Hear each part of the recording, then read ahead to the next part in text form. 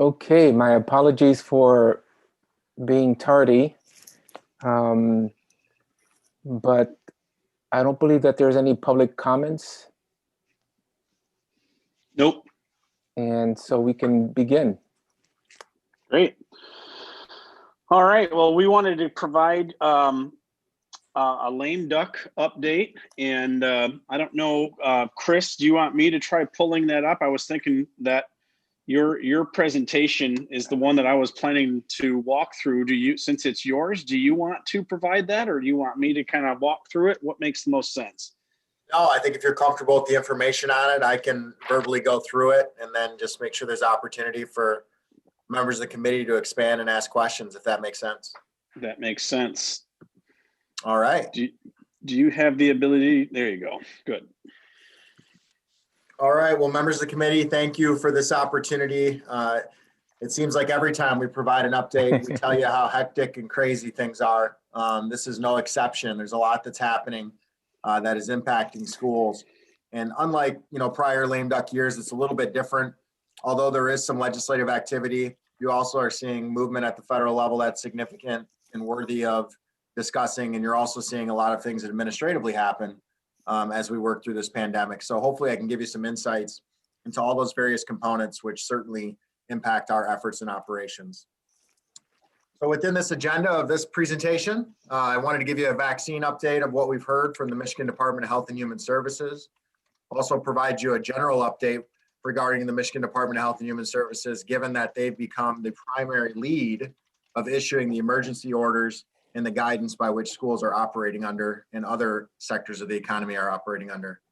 It's prudent to give you a federal update given news coming out of Washington, D.C. And then there are several bills that are on the lame duck list that are of interest to the school community. First and foremost, great news over the weekend. You saw media reports come out that right out of Kalamazoo, Michigan, we saw the vaccine from Pfizer begin to get distributed all across the country. Thanks to Rusty and his team's work. Earlier this last week, there was a update provided in which we learned that Michigan will have 84,825 vaccines from Pfizer that are going to be available to us immediately. So that is good news. And then shortly behind, there's another vaccine from Moderna that will have 174,000 roughly allocated to the state of Michigan. And so that is a good first step. That is a supply that they will have to continue week in and week out in order for them to be able to meet their goal, which I'll talk about briefly. But that just gives you some perspective of where we're at. So the federal government over the weekend did approve that Pfizer vaccine, obviously with its distribution, and we do expect Moderna to occur by next week. What is the goal? The goal nationally, when you talk to public health officials, anytime you have a pandemic or a virus, 70% of Michigan adults is what they're hoping will be vaccinated by 2021. And so there's a strategy with the deployment of those vaccines, making sure there's our most critical workers who are receiving that first and then moving through our population. But a couple of things to note for this group. The Pfizer vaccine requires some very cold storage temperatures in order to be effective. And so it was shipped with dry ice. It's going directly to our hospitals, large hospitals, and going to support our hospital workers and healthcare workers with that initial vaccine. There also will be some of the Pfizer vaccine that goes to our long care term facilities. And so that would be those workers and individuals who are residents of those facilities as well. The Moderna vaccine has a smaller distribution. The Pfizer vaccine itself comes in batches of 1,000. The Moderna vaccine is batches of 100. And so that's going to local health departments and other smaller hospitals and outpatient settings for distribution. This is what it looks like. Phase 1A does have those healthcare providers and long-term care facility residents outlined. Phase 1B, why it's important, education is at the top of that list. So our educators will have access in very short order to this vaccine, which is good news. What does it look like from a timing perspective? The expectation, if the supply and demand is what is expected, phase 1A will take roughly 5 weeks to administer, and they will begin within week 4 all the way through week 15 of moving into that phase 1B population. And so with the vaccine being distributed as early as today, I think it's safe to assume with these projections we're looking at early February, mid-February, to where our education personnel are able to access the vaccine. There still is a lot to understand regarding the distribution of the vaccine and the roles of schools, whether we will need to be testing sites or whether those will be done through our hospital and healthcare infrastructure. But I just wanted to make sure you had some of that context. One of the pieces of law that we're working on, there has been a change from the CDC regarding the number of days an individual must be out as it pertains to quarantine if they've been a close contact. So as you are aware, if an individual is identified as a close contact, there is a quarantine period. For a long time, it was suggested that that is 14 days. One of the things that occurred with the Michigan legislature, they passed a bill that was signed by Governor Whitmer on October 20th. And largely what it did is it took some components of some executive orders at the time and it put them into law. But it specifically requires that an employee who is a close contact cannot come back to work prior to 14 days, and an employer cannot require an employee to come back prior to 14 days if they are a close contact. And so although we've seen a change on the public health side from the CDC, these guidelines have largely been adopted by our local health departments, there still is a need to adjust this law that's on the books to shorten the quarantine periods for education personnel for school districts that are out there. So know that we're working with a pretty broad coalition to try to get this addressed, but it is one of those issues, since this is such a new area of law, there aren't a lot of vehicle bills out there by which they're further along in the process and you can simply just add this change. It does need to move its way through the process, and so it's going to take some time, but I do think, Rusty, you might have some insights on this. There is a commitment to the best of their ability to try to get this done before leaving for the legislative session. MDHHS emergency orders. The thing to put forward here, please know that Director Gordon, as well as the governor and many others, including our legislators, do want to make sure that as soon as it's reasonably safe, schools will be one of the first things that are allowed to be open. So as of right now, the state is mandating that our high schools are delivering remote instruction. There certainly still is local control with all of this decision making, but there is a state mandate for remote instruction from our high schools. Comments from Director Gordon have indicated they want to make sure that these emergency orders reflect our values. And that's another way of saying they will put schools back online before they're expanding into other areas of the economy. And so I do think if things continue on the trajectory they are, I do think shortly after the first of the year is my best estimate, you're going to see the emergency order modified, allowing for high schools, if the local community thinks that's best, to come back online. The federal update. This is important because right now in Congress, there's really two funding discussions that are taking place. One, we know for what seems to be the last 6 or 8 years now, after an extended period of time, there's always a funding crisis cliff that occurs to where we're going to run out of money to fund our federal government services. And so Washington has to scramble in order to pass a continuing resolution to fund the federal government. Well, on Friday of last week, they took action to pass a 1-week fix to what would be that government funding shutdown, federal government shutdown. And they did it for 1 week because they wanted to return to session this week to see if they can pass a comprehensive stimulus bill that is around the price tag of $1 trillion. Okay, so by the fact that they only did it for 1 week, it's going to force the House and Senate to come back. And it's the desire of some in Washington to make sure they put their best foot forward to try to get a stimulus deal done. What does that look like for schools? Right now, the proposal that's getting the most attention is at a $908 billion price tag. $82 billion of that is dedicated towards K-12 education and higher education. So I want to give you some context here of what does $82 billion mean. When you think of what happened with the CARES Act, that was $16.5 billion that was allocated for education purposes. So this is significantly more. The national ask, and this doesn't need to be with this specific funding bill, but the national ask from our national associations that are affiliated with education is for $200 billion across the country. To put that in context, during the 2008-2009 recession with ARA, the federal government provided $100 billion in resources. So if this is to go through, there is a significant amount of money here.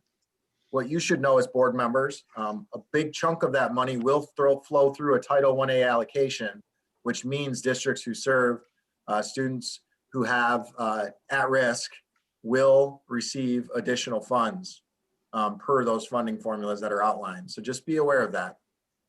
President-elect Biden has indicated that this would only be a down payment. I do think it's worthy to make mention to this group that depending on what happens with the Georgia Senate elections, I think you will see the Senate, if Senator McConnell is still the Senate Majority Leader in the Senate at the time, they're going to return to what you would normally see, probably a little bit more obstructionist perspective. And the reason why I put that context out there is I don't want anybody to believe that just because President-elect Biden says there's going to be a significant stimulus that's coming after the first of the year, that if it is a Republican-controlled Senate, that they're naturally just going to go along with that. So our expectations need to be in alignment with what the political realities will become in Washington, D.C.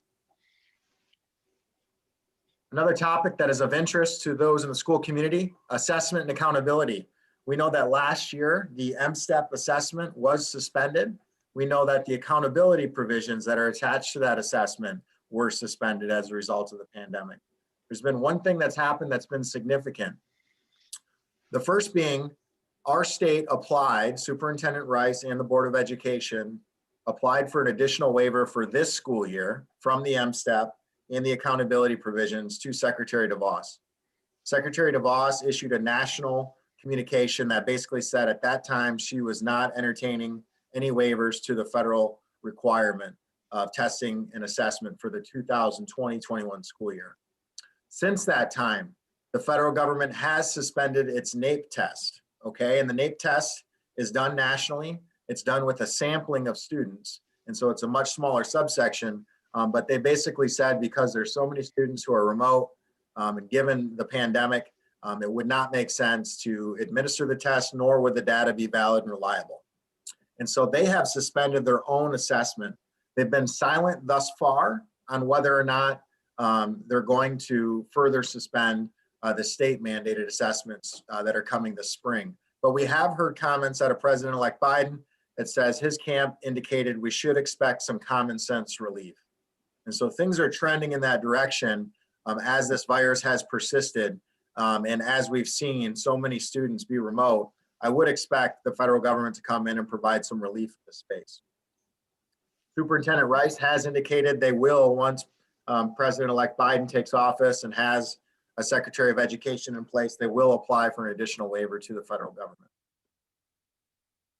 Moving into what is a lame duck agenda for education. One of the issues we've been working aggressively on and working directly with Rusty and in the support of John is making sure we have access to education personnel. And one of the areas that we've been advocating for is a critical shortage extension and an expansion. So I'm pleased to report to this group, because of that advocacy work, there was a substitute version of House Bill 4694 that was adopted that gives some broad relief and broad extension of the critical shortage law. And what this means is individuals who are working under the critical shortage list, there no longer is a 3-year cap, in which we had a number of our employees who were starting to run up against, especially those who are bus drivers and filling other critical need areas. That 3-year cap is gone. It also eliminates the effective date of the policy. So just to put this in perspective, the way the law is structured, in order to work on a critical shortage list, and I'll just try to give you a brief overview of this. When you retire from the school setting and you start to begin to collect a pension, the critical shortage law allows those individuals who are collecting a pension to return to work under certain conditions. And so they can come back and work for Grand Rapids Public Schools or any other school system. What this bill does is expands that opportunity and extends until 2025 the ability for retirees to continue working in our education system, which will be of help. There still is a concurrence vote required in the House. We're going to be working aggressively this week to try to make sure that that occurs. And we will keep the board updated if there's any advocacy on their end that is needed. Other issues, we've been working aggressively on trying to get an expansion of the substitute teacher. This is per your platform, right? That was adopted last board meeting, specifically related to COVID-19. This is a 1-year fix, but this bill would allow individuals who have less than 60 college credit hours the opportunity to substitute teach if the district thought that was within their best interest. This bill has a long ways to go in a short period of time. But this is another one that's on the list that we're hopeful can get across the finish line to provide some additional relief. And then lastly, right now, school boards are able to meet remotely and conduct the district's business remotely until December 31st, 2020. There's a bill out there and a companion bill that would extend that until March 31st of 2021. I do believe that this will be passed and put before the governor and signed into law. So John, that's what I have as far as a formal update, but happy to, kick it over to you and have you and Rusty expand and or answer any questions that board members might have. Yeah, thanks, Chris. This is a great presentation. I appreciate you sharing it. I had the fortune of seeing it on Friday before the superintendent. So just hats off and thank you for all the work you do on behalf of our schools, Chris, the West Michigan Talent Triangle. Mr. Merchant, anything you want to add? Because I know you two have been tag team quite a bit. Anything new, different, more? Yeah, just a couple of points on Chris's agenda. I had a conversation with the governor's policy director and education policy director. Those two bills that Chris mentioned about critical shortage and the substitute expansion is high on the governor's list. They want to see those get done. Their legislative people are telling the House and Senate they would like to get that done. They are getting some pushback on the substitute teacher bill by unions. And specifically what I'm told, and Chris, you may be able to corroborate this specifically, I'm told that in regards to parapros, and they're worried that parapros are going to be pressured to come in if the teacher's not able to come in. And so they're trying to work through some of that stuff.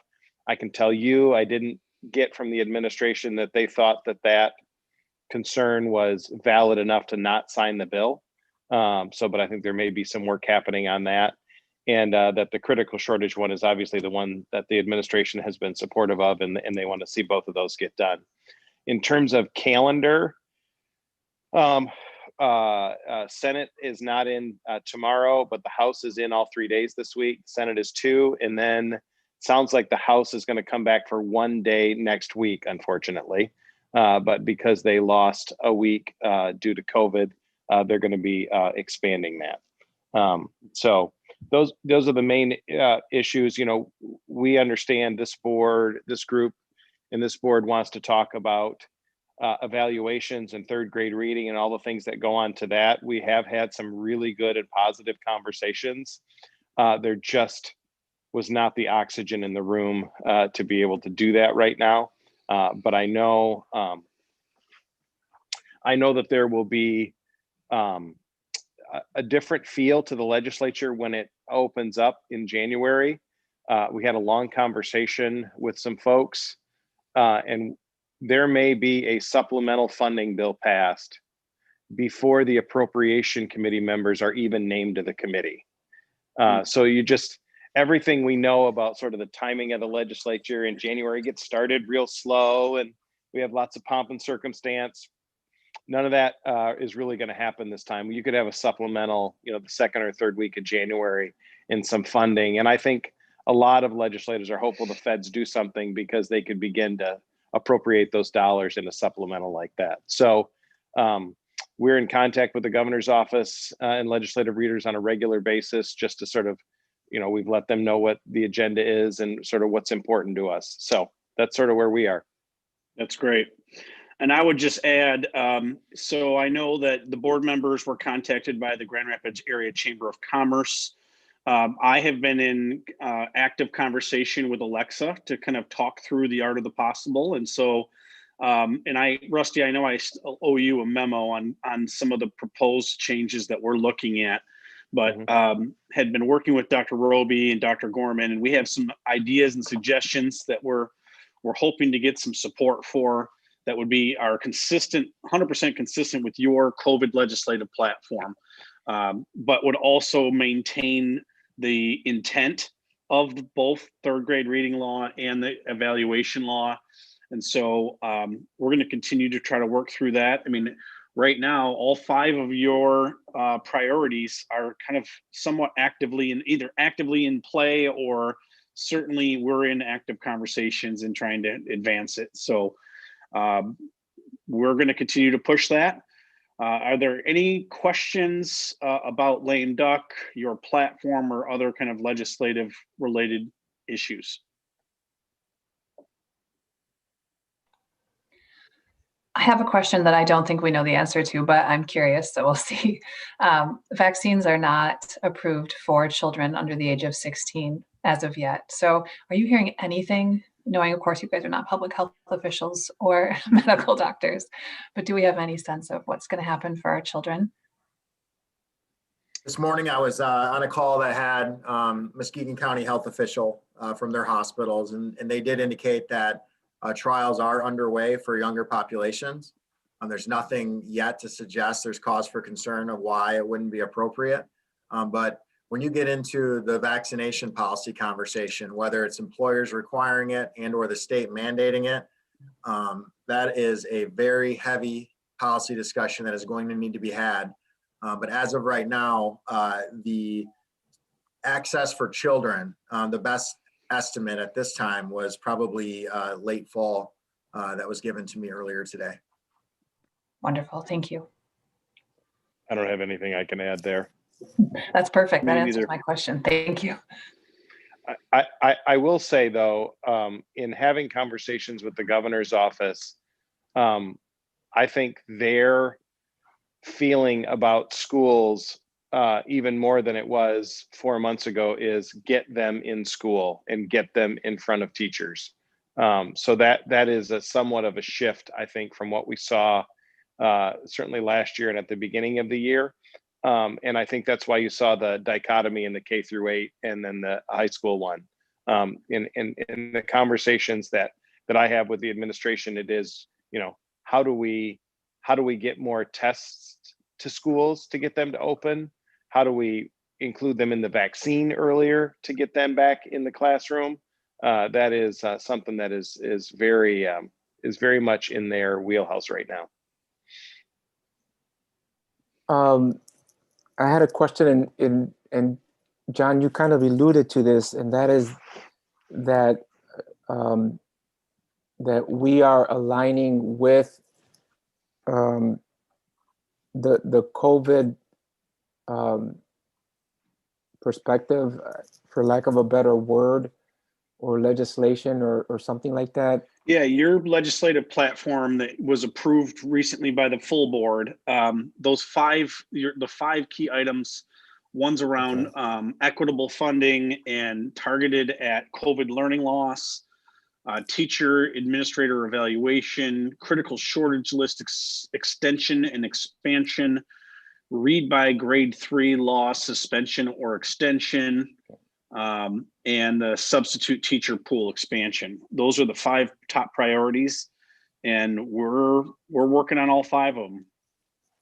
Yeah, I know that there was, I'm not sure if it was a couple of board meetings ago, but we were talking in terms of numbers, parapros, those that had 60 or more credits and so forth, trying to get a sense from our understanding, right, of how many potential people just in our neck of the woods we have, and then potentially retirees that we might want to call for possible re-entry into our schools or something like that, right? Mm-hmm. It would be interesting to have the board. I'm not sure if the legislative committee that would prompt that, but would say, hey, we need to have a head count. What are we looking at in terms of the pool and resources that we would be able to pull from in order to better engage in conversation and brainstorming and those kinds of things? Sure. I will send an email to the Human Resources Department to see what we can find out. I believe a large percentage of our paras do meet that 60 credit hour. We had actually, our expectation is closer to 90. So it begs the question what we're going to do, because I think we may actually have to change. I don't know if there's board policy that needs to change, but certainly some practice internally that we'd have to change to align with the new law if we're going to tap into parapros and others who have that 60 credit hour minimum. But I'll follow up. Yeah, that was some of the dialogue that I think we need to have, and looking at our best estimates as to how they would slot that. So we want people that are good in math to do math, you know, and all that good stuff. But okay. The only other thing on the agenda was just kind of an update on, I know obviously Capitol Day, and our West Michigan lunch is obviously not happening the way it normally does. Rusty, you have any thoughts or anything where we're at? I can't remember where we landed. Yeah, we talked about doing it in April, if I remember correctly. Yep, just because we thought that would be better in terms of vaccines getting out and maybe having the ability to meet remotely. Obviously, given the spaces that we have, we can spread out and provide distancing, I think, in a way that's safe. The question will be whether folks want to do one-on-one meetings in offices. And, you know, we'll switch it to virtual if we need to. But I think my preference would be to plan that we would be there in person. Okay. And then normally we look at January or February to do a luncheon with our locals. And I think obviously we should do that remotely. Yep. And I know we've done it where we can have the meals delivered to their house. Yep. And so we'll work on calendar for that, because we do have some new faces in the delegation. Yep. We also know we're going to have new committee chairs and others. So that might be another opportunity to do some introduction meetings, even virtually, with some of the new chairs. Yep, absolutely. We'll do that. And I know they were working on committees this week. I think, as I said before, because we know that things are going to have to happen a little quicker, we may get committee assignments quicker than we have done in the past, where we don't get them till the middle of January. I think we may know sooner. So, and Chris and I both had a meeting with those leading the charge on committees to talk about the need for someone of reason and logic and sound mind to be the education and the K-12 committee chair. Now, whether they listen to us or not, but we did make the point. So It's not a very long list, some might suspect. No. In fact, it gets a little shorter every day that more come out. and so we would be making this presentation available to the full board, correct? Or is this? All yeah, right. yeah. You sent it. We could. Didn't you, John? Did you send it already? Yeah, we did. We shared it with the full board. I thought so. Did I come from me, or maybe Leadrian sent it? She may have included it. I'm trying to see. And if not, I can just update it real quick. Oh, you know what? It was the vaccine update. I don't think Yeah. it was the entire presentation. Yeah, it So wasn't. So, Mr. Chairman, if you're okay, per your direction, I'll forward that out to the full board. I think that's really helpful for us to, and then as we talk as a full board on those things, it's very helpful, because again, we're looking at hybrids and all those things, and so we need to be on board with each other on how we're messaging, as well as building confidence in our constituents, because we're probably all getting emails and phone calls in regards to both extremes of concerns.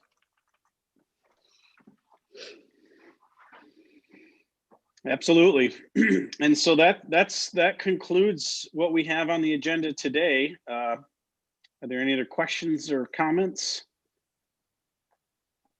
Appreciate the work. This is really, yeah, it's much more clearer on a lot of the, you know, obviously the COVID, the suggestions that are coming out of the health department, and we just have to continue to really crystallize and build confidence of people in regards to who's exposed to it, who's not, what are the recommendations, and the whys. With all the information that's out there, the best information we have says that we can do this. We, you know, we will. If a person doesn't show symptoms, they can come back in 10 days. You know, just all those kinds of things that that people just need to know that we have those bases covered. So, Amen. oh, we got church going, huh?